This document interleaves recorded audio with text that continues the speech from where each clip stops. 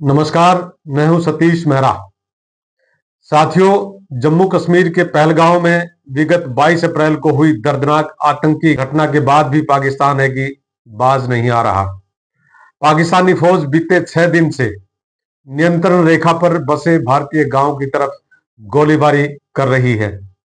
भारतीय सेना भी इसका मुंह तोड़ जवाब दे रही है, लेकिन गोलीबारी की घटनाओं ने भारत पाक सीमा पर स्थित इन गांव में दहशत बढ़ा दी है।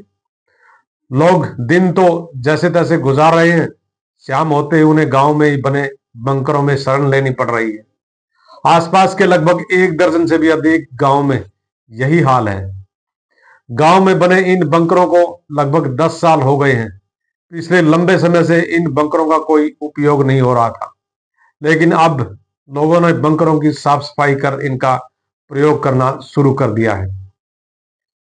सीमा पर स्थित सुंदरबनी इलाके के लोगों का कहना है कि यह बंकर साय 6 बजे से सुबह 6 बजे तक हमारी जान बचाने के काम आ रहे हैं। पाकिस्तान की ओर से 26 और 27 अप्रैल की रात में हुई गोलीबारी में कई घर क्षतिग्रस्त हुए हैं। मीडिया रिपोर्ट के अनुसार यहां 200 परिवारों में से 50 परिवार पहले से ही अपने रिश्तेदारों के यहां जा चुके हैं। पशुओं की देखभाल के लिए कुछ लोग गांव में रुके हुए हैं। यही हाल सांबा, कठुआ, राजौरी, पूंछ के सीमावर्ती इलाकों के गांव का है। आरएसपुरा सेक्टर के ट्रेवा गांव के पूर्व सरपंच ने बताया कि हमने बंकरों में रुकना शुरू कर दिया है। एलओसी पर ऐसे बंकर सीमा से 3 किलोमीटर के दायरे में बने हैं। इनमें 10 लोग तक रुक सकते हैं। बीती रात एलओसी और अंतर्राष्ट्रीय सीमा पर 12 स्थानों पर फायरिंग की। 24 अप्रैल की रात से पाकिस्तान ने अखनूर, कुपवाड़ा, बारामूला, परागवाला, नौशेरा, सुंदरबनी, पुंछ, कमलकोट, आरएसपुरा और उरी क्षेत्र में फायरिंग की है। भारतीय सेना की उत्तरी कमान के PRO defence lieutenant colonel Sunil Bartwal बताते हैं कि हमने अभी तक सीमित जवाबी कार्रवाई की है।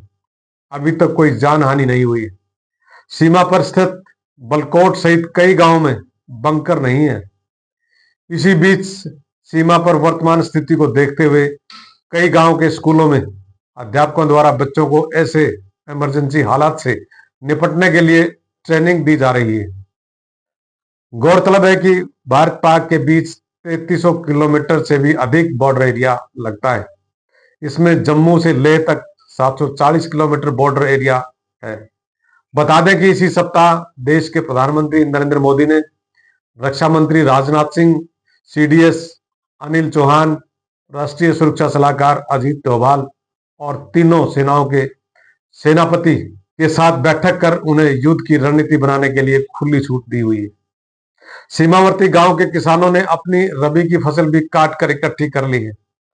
गांव के किसान अब पाकिस्तान के साथ दो दो हाथ करने के लिए तैयार बैठे हैं। किसानों का कहना है कि वह हर स्थिति में भारतीय फौज के साथ खड़े हैं। अब देखने वाली बात यह है कि भारतीय फौज पहलगांव का हिसाब चुकता करने के लिए पाकिस्तान को किस प्रकार की रणनीति से सबक सिखाएगी। नमस्कार, आप देखते रहें अर्थ प्रकाश टीवी।